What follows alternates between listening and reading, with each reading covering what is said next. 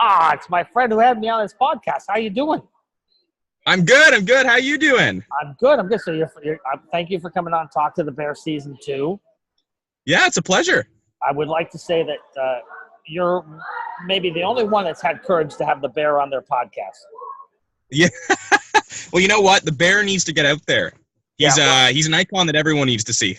I think I'm gonna shame a lot of these podcasters once I get bigger and then they ask to be on the show. I'm gonna tell them to bear off. Yeah, I like it. Hashtag bear off. Hey, go ahead, bear off, buddy. Avery can have me on his show all the time because he was first. But That's awesome. I think they're afraid.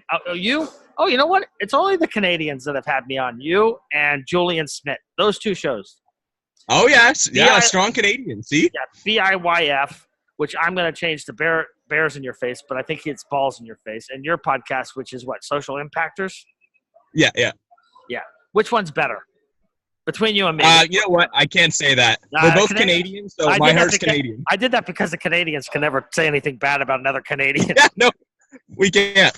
I put you in a double brine there in purpose. No, I think you're both great and different types of shows. Oh, thank you. So when you're not podcasting, what the hell do you do for fun? Yeah. I mean, my biggest I don't want to call it a time suck because I actually enjoy doing it, but my biggest time is going to the gym, actually. So it's staying physically active. When I was probably about 4 years ago, I really prioritized physical fitness from a mental perspective. When you were 14? What the hell? 4 No. years? No, when I was 19. You look like you barely just got to an age where you can drink. Yeah. No, I'm a little bit older now. I'm semi-adult. You see this little beard? It's like talking to a kid in preschool saying, once I grew out of milk and cookies time. Okay. Yeah, that's exactly it. Okay. And what do you like about the gym? Yeah, I mean, the biggest thing for me was from a mental perspective. So what the gym allowed me to do was stay pretty self-reflective, and it also allowed me to have the extra energy to put myself in more situations. So I found myself, when I was 19, I was quite lethargic, even as a 19-year-old, which is really sad. I didn't have the energy to do anything. I was always tired, eating poorly, and that was nutrition's a huge part of it. But weren't you playing video games or something? Yeah, I was doing the typical 19-year-old stuff. I was playing video games. I was going out, too often. My friend group and I really didn't do anything besides just, play on the computer. And in the back of my head, I always kind of hated it.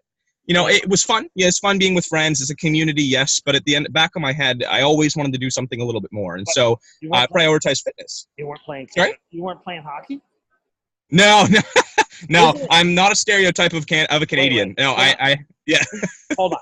Isn't it against the law to not play hockey in Canada? So it is. I actually went to jail for it. Yeah. Yeah. How much time do you have to do for not playing? I have no idea. Okay. No, you'd be surprised, actually. A lot of Canadians don't play hockey. It's funny. You humans always seem to want to go into the gym to clear your head. You guys seem to think too much. Why is that?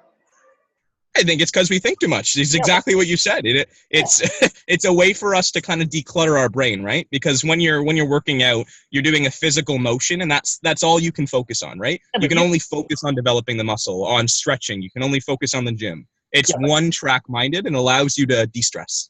But couldn't you just go to an all-you-can-eat buffet and eat and eat and eat until your head just turned off and then not have to worry about the gym crap? You could. The downfall of that is the more and more you do that, the more and more you become more lethargic. The more and more you become less sociable because when you're always full or when your metabolism isn't working properly, that's when challenges come in mental health wise. What's your favorite exercise to do? Again, not a stereotypical, not a gym bro at all. So I'm not going to say arms every day.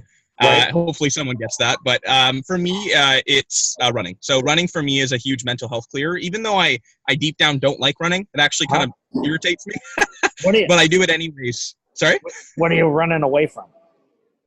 I'm not running away from anything, actually. Running towards things. Okay. I got you. Yeah. I'm running towards that energy and running towards that goal I have. You know the old joke about running, don't you? No, what's the joke? So a guy goes into the doctor and says, "Look, I'm having trouble with my wife." Right? Yeah. The doctor says, "Well, running will help. They'll clear your head. They'll get you, just run 5 miles a day. and then call me in 5 days, right? And it'll just you change your mindset. Right? So the guy goes home and does it. 5 days later, he calls the doctor. He's all excited. He says, I feel great. And he goes, why do you feel? He goes, I have no fights with my wife. Nothing. No fights with my wife.